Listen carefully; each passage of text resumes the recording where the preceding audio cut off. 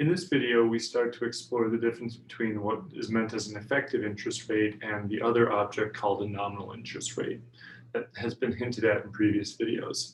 So I'll step off the screen, please pause it, copy out the notes, and then start it up again. I'll talk through it. All right, so the topic is nominal interest rates. And the idea is that up to now, we've been using I as an effective interest rate per unit of time. Sometimes that unit of time was years, sometimes it was months, sometimes it was quarters, okay? But I was the period effective interest rate. And we've assumed compound interest rather than simple as our default, okay? Well, from now on, our basic unit of time is going to be 1 year, all right? So that will be our basic unit of time, and that's what we will use I to denote, the annual effective rate of interest, right?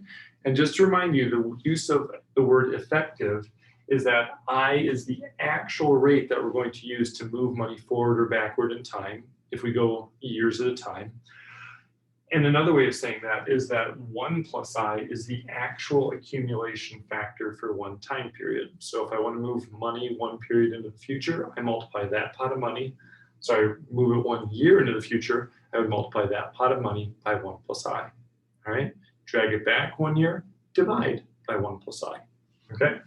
Well, if we're now gonna fix 1 unit of time to be a year, the question arises, well, what happens if we wish to charge or accrue interest more frequently than once a year or less frequently than once a year? How do we adjust to that, all right?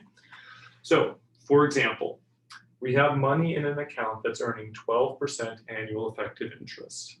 Now, if we wish to actually receive that interest each month, what is the monthly effective interest rate that would be equivalent to a 12% annual effective interest rate? All right, and that might not make a great deal of sense yet, but let's look at the solution and see if that helps, all right? So I'm going to say X will be my monthly effective interest rate. And I'm going to tell you right now, X is not calculated by taking the 12% annual and dividing by 12 months or getting a 1% monthly effective. That is the wrong answer, okay? All right, well, to be equivalent, 12 months of interest at X percent per month should result in the same cumulative value as 1 year at 12%. So let's just calculate both of these.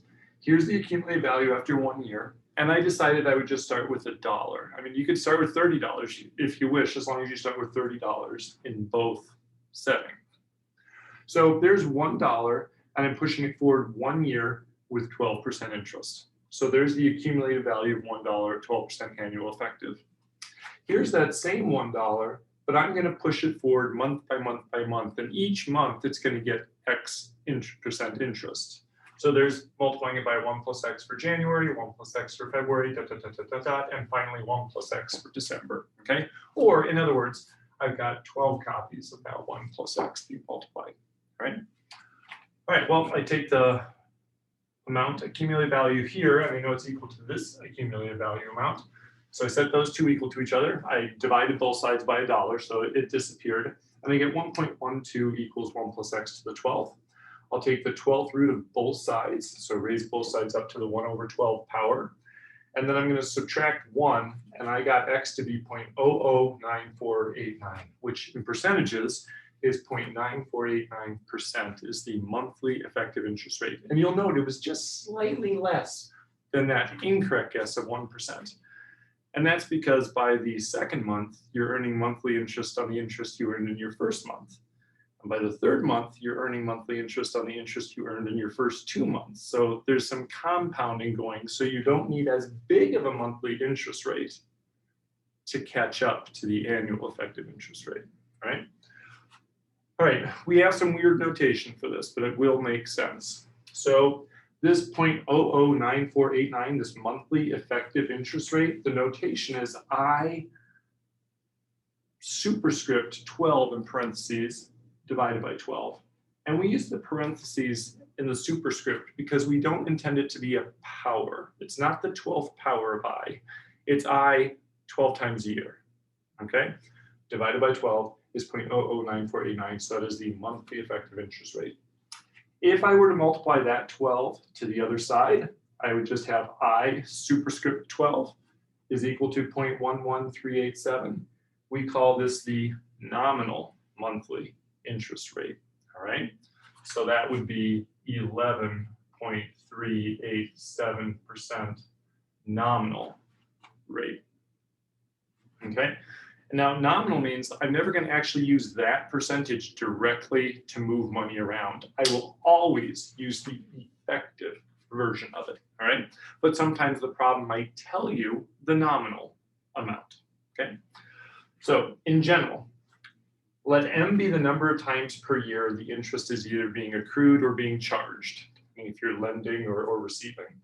T will be the number of years, because that's going to be our base unit of measurement. I superscript M in parentheses, this is the nominal interest rate compounded M times per year, right? And that nominal rate divided by M, that is the monthly effective interest rate. The monthly effective interest rate, M would be 12. The quarterly effective interest rate, M would be 4, etc. And we have an accumulated value function for using this monthly effective interest rate. The accumulated value after T years is equal to the present value, the amount of money you started with, plus 1 plus the monthly effective interest rate, all raised to the M times T power. And this should make sense. If it was a monthly situation, IM over M is the monthly effective interest rate, and M times T would be 12 times T. That's the number of months you're pushing into the future. So if you want to go 3 years into the future and you have a monthly effective interest rate, that's the same as saying I need to go 36 months into the future, all right? So I'd use my monthly effective interest rate 36 times to push that money 36 months into the future, right?